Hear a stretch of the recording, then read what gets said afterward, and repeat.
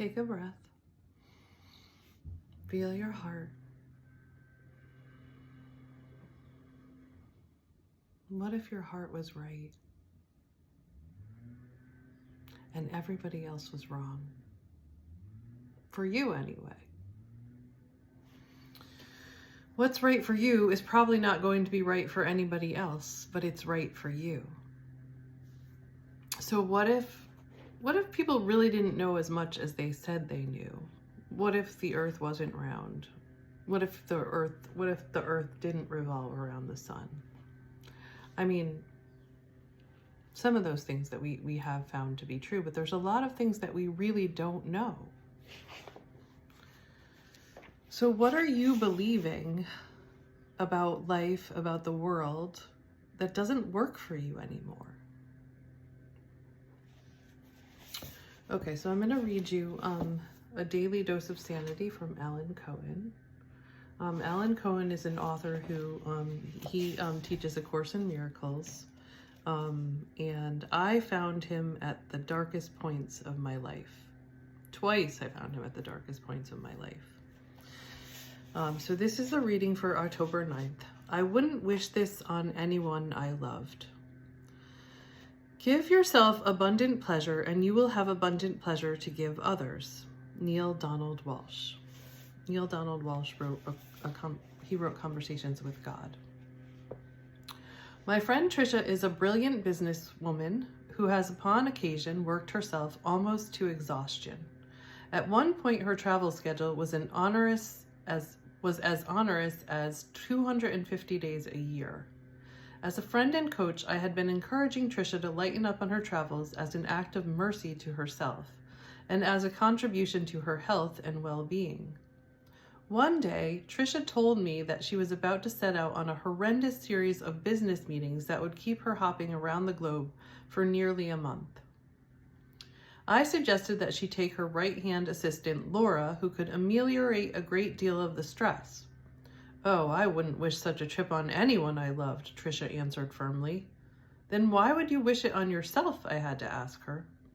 Trisha agreed that she had a double standard in her work and life.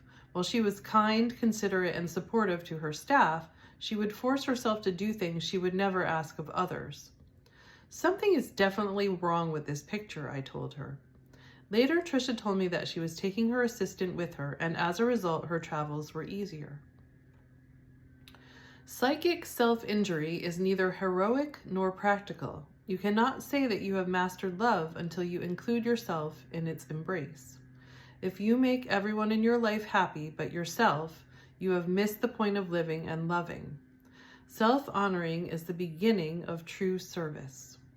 When you practice self-nurturing, others around you will catch the energy, and you will create a wave of well-being that far supersedes the illusory benefits of self-sacrifice. We have some themes going. Do not do anything to yourself that you would not wish on anyone else. Instead, do everything for yourself that you would do to make others happy, and the world will be a happier place for everyone. What are you doing to yourself that you would not wish on anyone else? How could greater self-care on your part be a service to others? I take care of myself so I can be in the best position to empower others. Okay, so yeah, I woke up this morning thinking, with the thought that, like, what if nobody really knew as much as they actually said that they did about what is real? That was kind of like, it was kind of this thought that came to me from Spirit, was like, it's really asking, like, what is true for you? What works for you? And those are the questions that have been coming for me.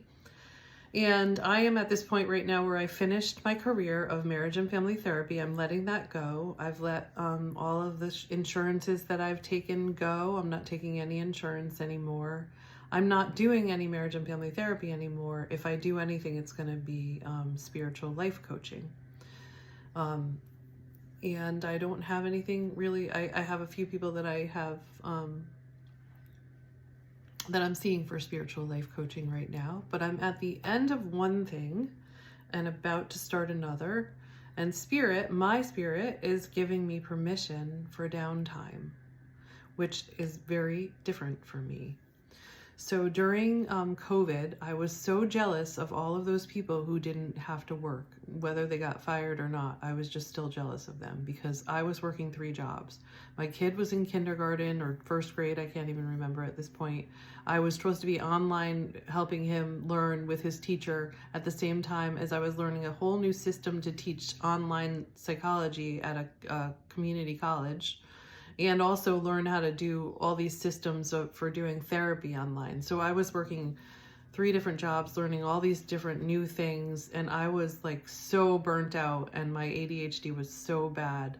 I looked at the bottle of whiskey in my kitchen every morning and was like, I know why people drink now. I know why people cope with alcohol. I didn't end up doing that, but I was just like, why is it that all these other people get breaks and I never get a break? Instead, I have to work harder. And it's the same with like, a lot of people I know were able to not work and have other people take care of them. I don't ever want anybody to be taking care of me. But I do not want to work as much as I work. I'm exhausted. I want to find balance, or I mean, at this point, I would just love to retire, because I'm burnt out and I'm exhausted.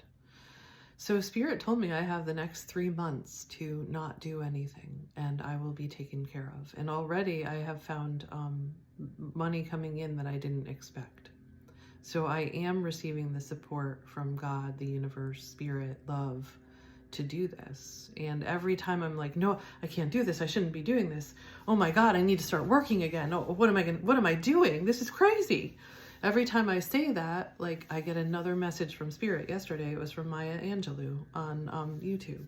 And so I'm like, okay, I hear you. I'm doing this. I'm taking this time for myself. And I said to my boyfriend this morning, I'm like, I'm noticing that this time that I'm taking for myself is helping me really check, like, is this really what I want? Does this really feed my soul? What do I like to do? What do I have fun doing? Where do I see myself? Like, asking these really deep questions and really answering them honestly. It's giving me that time. And then I can take one step at a time in the direction that I want to go in, or I think I want to go in. But I don't have to just, this is what I used to do. I would just go full force into things, and then I would burn myself out and be exhausted, and it wouldn't work out the way I wanted it to anyway, because I was just forcing it and working too hard. So now I'm trying this new thing of going with the flow. Okay, if it's something, Spirit sends me something, and I take it in, I integrate it, and then I come back out and I do whatever I feel is right, whatever the next step that's right is. So this Theoretical Thursday, I want you to just throw everything out that other people are telling you about what's right and really figure out what's right for you. Because they might not be right. They might not be right. And they can't be right about what's right for you. Only you know that, and only your heart knows that. So take courage and be honest with yourself. Give yourself that space and time to answer those questions. Happy Thursday.